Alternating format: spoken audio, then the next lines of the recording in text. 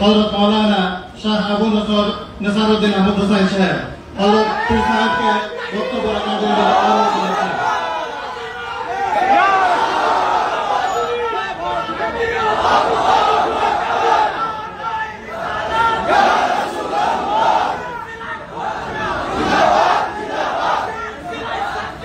जिंदाबाद जिंदाबाद जिंदाबाद जिंदाबाद जिंदाबाद जिंदाबाद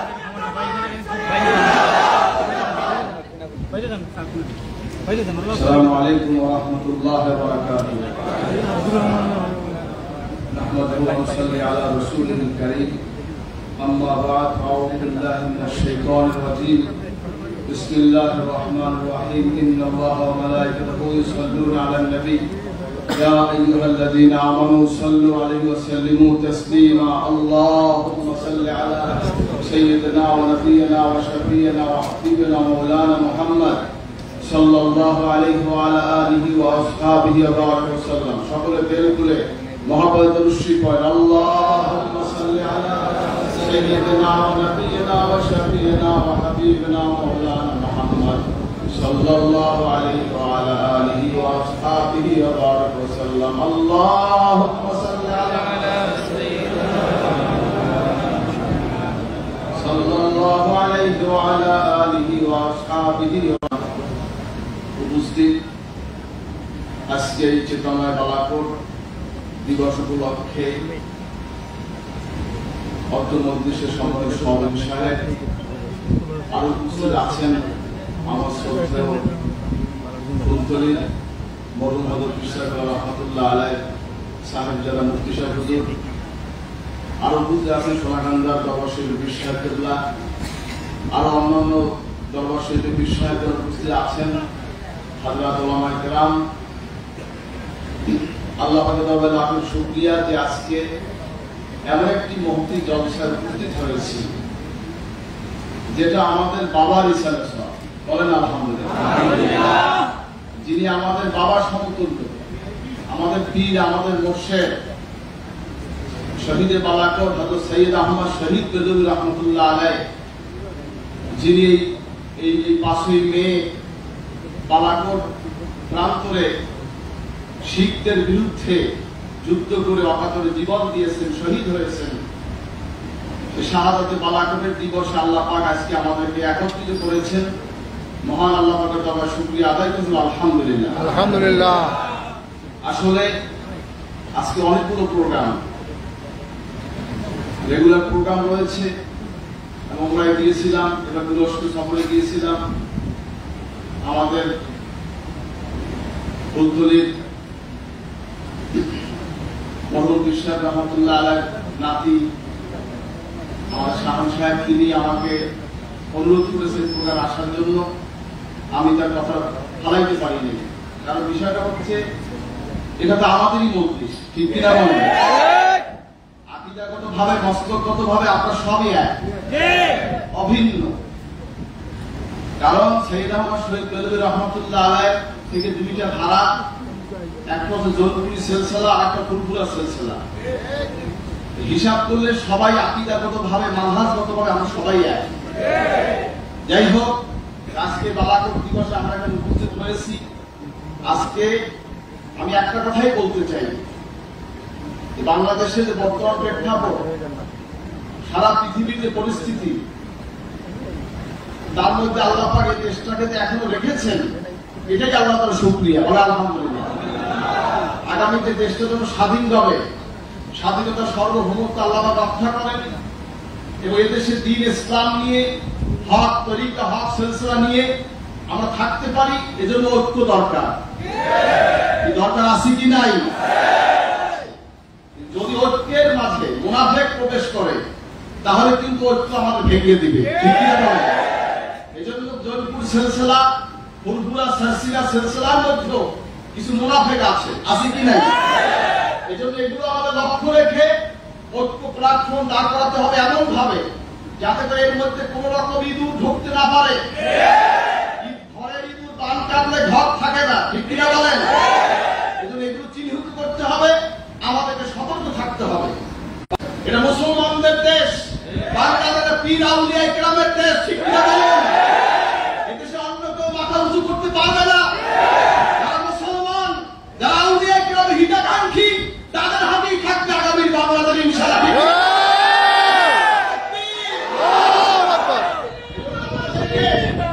আমাদেরকে হিসাব করে, চিন্তা করে, থেকে করে সামনে পা ফেলতে হবে। কারণ আমরা সুন্নি দাবি করি, সুন্নিয়তের মধ্যে বিভিন্ন প্রকার বের হয়েছে। হাজরিন, আমরা সুন্নি, সাইয়েদ আহমদ শহীদ নবী রহমাতুল্লাহ আলাইহির তরিকা আদর্শে যেই তরিকা আমাদের শিক্ষা দিয়েছেন সেই অনুযায়ী শরীয়তে সুন্নি আমরা, ঠিক কিনা বলেন? আমরা বেদাতে সুন্নি নয়। আমরা কবরে গম্বুজ করে মাজারের সামনে কাপড় দিয়ে সেজদা দেওয়া এগুলো আমরা গ্রহণ করি না, ঠিক কিনা বলেন? আমি ভুল করি। শাহ সাহেবকে প্রস্তাব দিয়েছিলাম যে যারা সাইয়েদ আহমদ শহীদ নবীর অনুসারী হোক, আহমদ রাজা খান বেনবীর অনুসারী হোক, যে যারা অনুসারী হোক, আমরা তো মুসলমান, ঠিক কিনা বলেন? যেহেতু আমরা মুসলমান, যাদের মধ্যে ভুল আছে, ত্রুটি আছে, আমরা তাদেরকে কাছে ডাকি, বসি, তাদের ভুলগুলো আমরা চিহ্নিত করি, তাদেরকে প্রস্তাব করে যেগুলো সংশোধন করো। আমার যদি ভুল থাকে আপনি আমাকে ধরাই দেবেন, আপনার যদি ভুল থাকে আমি আপনাকে ধরাই দেব, কিন্তু ঐক্য থেকে আমরা বিনষ্ট হব। এটা আমার প্রস্তাব। ইনশাআল্লাহ আমি এই নিয়ে আগামীতে কাজ করব, আপনারা আমার সাথে থাকবেন ইনশাআল্লাহ। দেখতে চাই না, আমরা দুর্বল জাতি নই, আমরা দলীয় রাজনীতি করি না, তাই নয় যে আমরা ইসলাম চাই না। বাংলাদেশের রাষ্ট্র ধর্ম ইসলাম বলেন, শুক্রবার ছুটির দিন বলেন, রেড ক্রিসেন্ট বলেন, শাসিনারের স্টাইলে আমার দাদা হুজুরকে রহমাতুল্লাহ প্রস্তাবে তৎকালীন শাসক বর্গকে নির্দেশ করে অনুপ্রেরণা দিয়ে সে আইনগুলি তারা সংশোধন করেছিলেন। বিসমিল্লাহির রহমানির রহিম। প্রেসিডেন্ট জিয়াউর রহমান সাহেব তিনি এই সংসদের দক্ষিণ প্লাজায় ওলামায়ে কেরামদেরকে নিয়ে মিটিং দিলেন। দাদা হুজুরকে সেখানে ছিলেন। দাদা হুজুরের প্রস্তাব দিলেন, প্রেসিডেন্ট সাহেব আপনি কি বলে খানা খান, কি বলে কাজ শুরু করেন? বললেন হুজুর বিসমিল্লাহ বলে শুরু করি। দেশ পরিচালনা করবেন কি বলে? হুজুর বিসমিল্লাহ বলে। আজ থেকে লিখুন সংবিধানে বিসমিল্লাহির রহমানির রহিম। হাজরিন ভাইরা আমার, ৪,৫০০ দিয়ে আমাদের প্রতিষ্ঠা করেছেন। বাংলাদেশ সরকার থেকে গোল্ড মেডেল অ্যাওয়ার্ড দিয়েছেন। অ্যাওয়ার্ডের জন্য কি আমরা মাদ্রাসা করেছিলাম নাকি? একমাত্র আল্লাহর জন্য। এটা ইসলামী শিক্ষার স্বীকৃতি। এটা আপনাদের সকলেরই গৌরব। সাইয়েদ আহমদ শহীদ নবীর অনুসারী সকলেরই এটা গৌরব, ঠিক কিনা বলেন? আপনি একটা অবদান রাখবেন, এটা আমাদের গৌরব। আমাদের গৌরবকে অবদান রাখবে আপনাদের গৌরব। হযরত ফুলতুলি সাহেব রহমাতুল্লাহ আলাইহি যখন আরবি বিশ্ববিদ্যালয় ইস্যু আসতো, তখন তিনি সিলেট থেকে লক্ষ লক্ষ মানুষকে ঢাকায় লং মার্চ করেছিলেন। এভাবে করে আউলিয়া কেরাম, মুজতাহিদিন, সালেহিন বাংলাদেশের বিভিন্ন প্রেক্ষাপটে ইসলামের জন্য, দ্বীনের জন্য তারা কাজ করেছেন। ইনশাআল্লাহ ভবিষ্যতেও আমরা যে সমস্ত দরবার রয়েছি কিভাবে সম্ভব, কারো ক্রেডিটের জন্য নয়, ইসলামের জন্য। কিসের জন্য বলেন? কিসের জন্য? ইসলামের জন্য আমরা কাজ করব।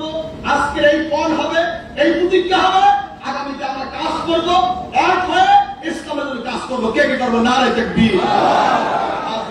কারণ বাংলাদেশে বিভিন্ন রকম ইসলামী দল আছে, আছে কি নাই? আছে। তারা তাদের মতো করতেছে, করুক না, অসুবিধা কি? করুক না। আপনাদের একদিন বলেছিলেন আপা হুজুর রহমাতুল্লাহ আলাইহি যখন পালাকোট প্রথম অধিবেশন হয়, আপনাদের পক্ষে আমি এখানে হাজির হয়েছিলাম। আপনার স্মরণ আছে কিনা আমি জানি না। প্রথম সমাবেশে আমি আসছিলাম, এখানেই সমাবেশ হয়েছিল, মিটিং হয়েছিল। হাজরিন, এক সময় হুজুর কাছে প্রশ্ন করলেন, হুজুর অমুক দল এই করছে, অমুক দল এই করছে, রাজনৈতিক দল, হুজুর আমাদের কাজ কি? আপনারা বললেন, বাবা আমরা তো পরিবেশ, আমাদের মুরব্বীরা তো পরিবেশ করে দিয়ে গেছে। রাষ্ট্রধর্ম ইসলাম করছে, ছুটির দিন শুক্রবার করছে, রেড ক্রসে রেড ক্রিসেন্ট করছে, আরবি বিশ্ববিদ্যালয়ের প্রস্তাব এসেছে। আমাদের কথা আপনি শুধু হয় নাই, এর আগের কথা। যাই হোক, এরপরে আপনার 4.5 আলিয়া মাদ্রাসা হয়েছে, আমরা তো মাঠ ঘুষাইয়া দিছি। এখন তারা একটু করুক না, অসুবিধা কি? আবার যখন লাগবে তখন আমরা করবো। এখন আমাদের সময় এসেছে, এখন আমরা আবার মাঠে নামবো। বাংলাদেশকে দিন নিয়ে একটি ইসলামিক পুনর্গঠনের দেশ আমরা চাই, ঠিক কিনা বলেন?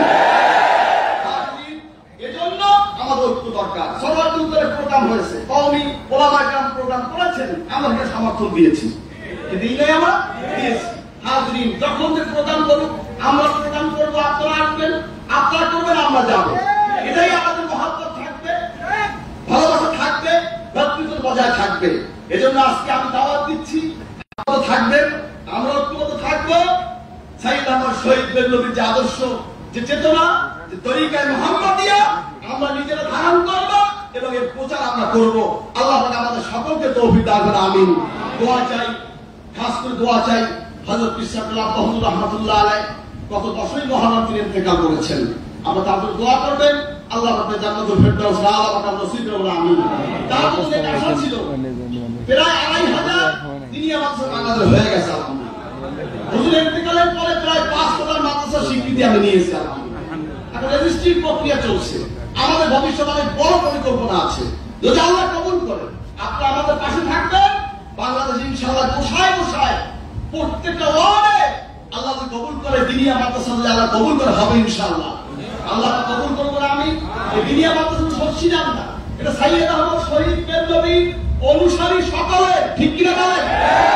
বাংলাদেশের সকল মুসলমানের আজকে আলিয়া মাদ্রাসা করেছি, এখানে বিভিন্ন মতের ছেলেরা পড়ে, পড়ে না? কি ভাই, আমি মাদ্রাসা করছি তাই বলে কি আমার মতের বাইরে লোক করতে পারবে না? পারবে। সে লেখাপড়া করে, সে শরীয়তে মুহাম্মাদি সুন্নাত শিখবে। আমি মাদ্রাসা করছি সেজন্য আপনি যাবেন না, আপনি মাদ্রাসা করছেন সেজন্য আমি যাব না, এটা হতে পারে না। এটা জাতীয় ব্যাপার, জাতীয় সূত্রে ব্যক্তিকেন্দ্রিক কোনো কাজ নাই। সকলে আমরা সম্মিলিতভাবে থাকবো। আল্লাহ পাক আমাদের সকলকে কবুল করবেন, আমিন। বলেন আল্লাহুম্মা আমিন। যাই হোক, দোয়া চাই, আমরা বিশ্বাস করে হয়তো তাদের দোয়া করবেন, তাদের থেকে আশা আল্লাহ কবুল করেন। ফুলতুলি সাহেব রহমতুল্লাহ আলাইহি তাদের আশা আল্লাহ কবুল করেন। বর্তমান ফুলতুলি হুজুর যিনি রয়েছেন, আল্লাহ তাদেরকে হায়াত দান করেন। আমার মুফতি সাহেব আছেন, আমার কবি সাহেব তিনি আসছেন, আল্লাহ তাদেরকে হায়াত দান করেন। দোয়া চাই। আমি সময় সংকটের কারণে আমি শেষ পর্যন্ত থাকতে পারলাম, এজন্য আমি দুঃখ প্রকাশ করছি।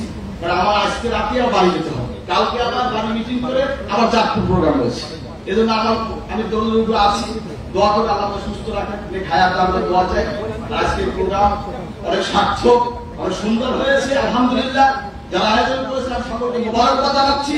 আগামীতে এর চাইতে বড় মাঠ লাগবে ইনশাআল্লাহ। আপনারা কি চান? যদি আপনারা অন্য গ্রুপে সবার বিদ্যালয়ে প্রোগ্রাম করতে পারে, সাইয়েদ আহমদ শহীদ বেরলভী গ্রুপ কি পারবে না? কি আমরা কি এই সাহস রাখি? আমরা সকলে ঐক্যবদ্ধ থাকবো ইনশাআল্লাহ। যে কোনো প্রোগ্রাম আমরা ঐক্যবদ্ধ সফল করবো, আল্লাহ পাক কবুল করে, আমিন। আর যারা এখানে উপস্থিত আছেন, আমার দুই ভাইরা আছেন, অন্য যারা সবাই থাকবেন, অধিবেশন শেষ না হওয়া পর্যন্ত আল্লাহ পাক আমাদের সকল কবুল করুন, আমিন। ওয়া আখিরু দাওয়ানা আলহামদুলিল্লাহি রাব্বিল আলামিন। আসসালামু আলাইকুম ওয়া রাহমাতুল্লাহি ওয়া বারাকাতুহু।